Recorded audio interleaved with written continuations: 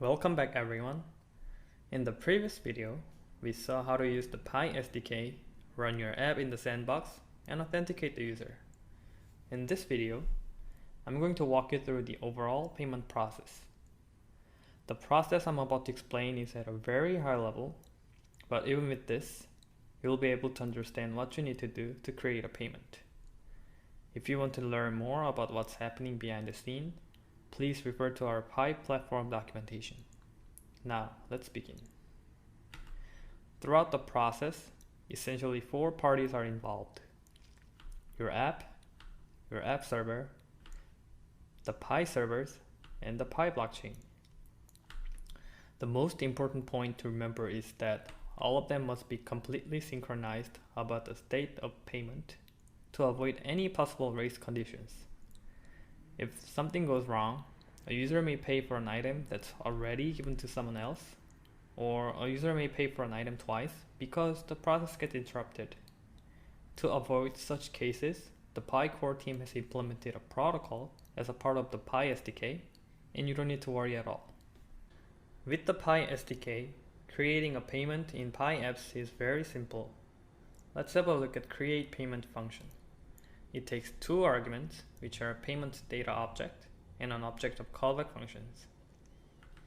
The payment data object is comprised of 3 items: amount to be paid, memo for user, and metadata for your own usage.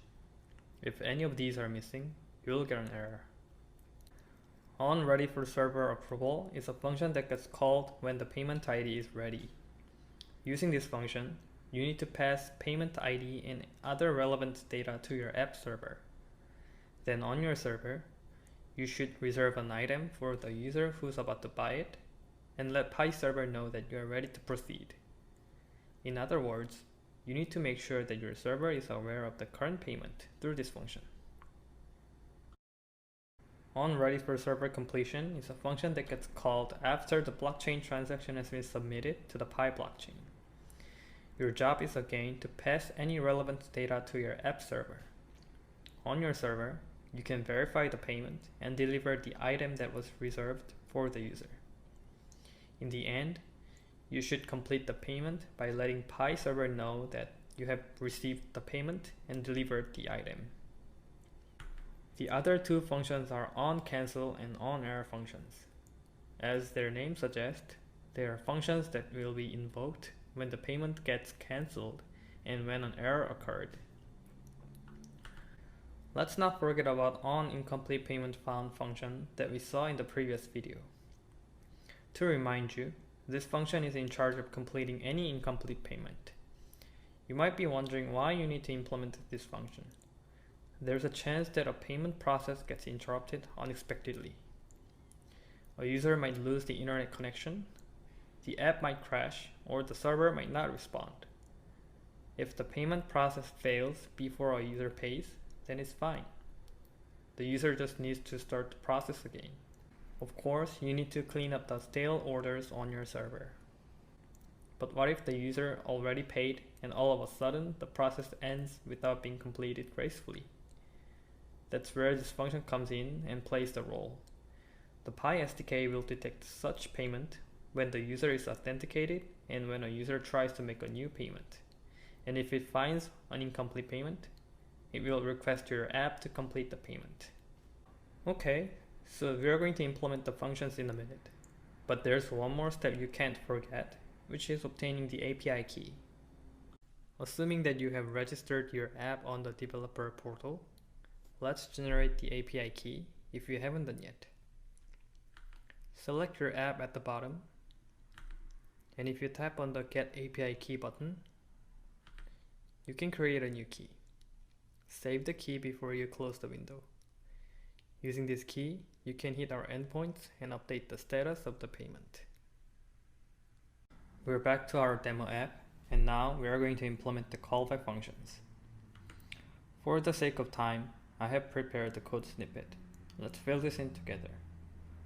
We now all know what this is. What you want to do here is to call your server to hit our endpoint from your server. Keep in mind that this /approve is just an arbitrary route I'm using as an example. Again, to complete the payment, you need to call your server to hit our endpoint. The last two functions are for your own usage. When the payment is cancelled, mark it as cancelled on your server as well. Also handle the error however you want. Now let's complete the backend. In this demo, I'm running the Node server, but you can choose any backend you prefer. Also keep in mind that the actual implementation is up to you. I'm just demonstrating a rough example to help you understand the process. First, let's see the approve route. When the payment is created, you need to reserve an item for the user and map the payment ID to the current order. Then make sure to hit approve endpoint to approve the payment. The same thing goes for the complete route as well. You can verify the payment if you want, deliver the item to user, mark the order as paid, and complete the payment by hitting complete endpoint. We shouldn't forget the incomplete route. Process the incomplete payment and hit the complete endpoint. Although I'm skipping here, don't forget to handle cancel route as well. We're finally ready to create a payment. Now that the code is ready, let's see the flow from the beginning. As soon as I tap on the button, the payment flow begins. I can see the next page only if the payment is approved from the app server. Then I can review the detail, and if I think it's correct, I'll use my passphrase to sign and submit the transaction to the Pi blockchain. Now the transaction is submitted, and we're waiting for the app server to complete the payment flow. When the app server finally completes the payment, I can see this result page, and this is the end of the demo. Thanks for watching.